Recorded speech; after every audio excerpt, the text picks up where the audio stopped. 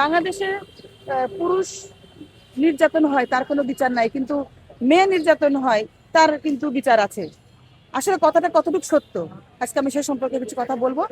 দেখেন, পুরুষ নির্যাতনের যে পুরুষ যদি নির্যাতিত হয়, আইন কিন্তু সবার জন্য সমান।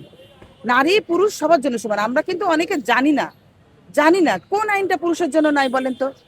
আজকে যদি নারী নির্যাতন আইনের আপনার যেখানে দেখা যায় যে যৌতুক নিরোধ আইনের 4 ধারায় যৌতুক মামলা কিন্তু একজন পুরুষ করতে পারে। কিন্তু বাংলাদেশে কতজন পুরুষ জানে যে সে যৌতুক নিরোধ আইনে মামলা করা যায় না? কি পুরুষরা আবার যৌতুক চায় নাকি? কিন্তু পুরুষের কাছেও কিন্তু মেয়েরা যৌতুক চায়, মহিলারা যৌতুক চায়। সেক্ষেত্রে কিন্তু পুরুষ নির্যাতনের মামলায় যৌতুক নিরোধ আইনের 4 ধারায় সে পুরুষ মামলা দায়ের করতে পারে। আবার দেখা যায় যে মারামারির মামলা, হ্যাঁ, মারামারির মামলা 323, 300, যদি তাকে কোনো স্ত্রী তাকে যদি মারপিট করে, আছে না, অনেক স্ত্রী তার স্বামীকে মারপিট করে, অনেক স্ত্রী তাকে মারপিট করে, তারপর তাকে অনেক রকম ভয়ভীতি দেখায়, হুমকি দামকি দেখায়, এই তুমি আসো, তোমাকে কিন্তু মামলা দিব, মামলা দিয়ে তোমাকে কিন্তু জেলখানা ঢুকাই দিব, এরকম কথা কিন্তু অনেক বলে। আবার স্ত্রী বলে কি আমার কিন্তু 50,000 টাকা দেওয়া লাগবে, আর বাপের বাড়ি চলে যায়। অনেক রকমের কিন্তু পুরুষ নির্যাতন বাংলাদেশে হচ্ছে। কিন্তু আইন যদি জানা থাকে ভালো করে, যদি একজন বিজ্ঞ আইনজীবীর কাছে যায় যে আমার স্ত্রী আমার সাথে এগুলো করতেছে, একজন পুরুষ কিন্তু অবশ্যই আইন সম্পর্কে জানতে পারবে।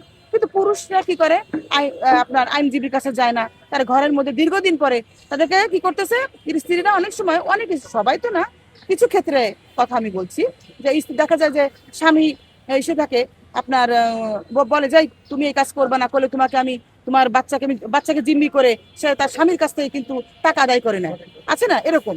এই সমস্ত বিষয়গুলো যদি উনি অন্যায়কে যদি গোপন করে তাহলে তো অন্যায় বাড়ে।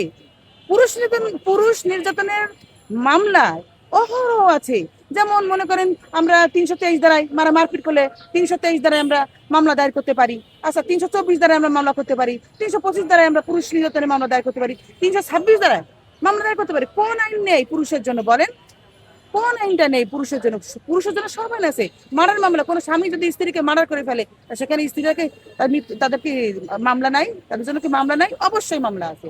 বাংলাদেশে প্রতিটা ক্ষেত্রে আমি মনে করি, যদি প্রতিটা ক্ষেত্রে যদি ছড়াই দেওয়া যায়, যে আপনারা যারা সাংবাদিক ভাইরা আছেন, আপনাদের মাধ্যমে হোক, বাংলাদেশের যে সমস্ত যতগুলো মিডিয়া আছে, তারা যদি ভালো করে যদি এই বিষয়টা যদি প্রতিটা ক্ষেত্রে তাদেরকে জানানো হয় যে পুরুষ নির্যাতনের মামলা কিন্তু আছে, আপনারা আসেন।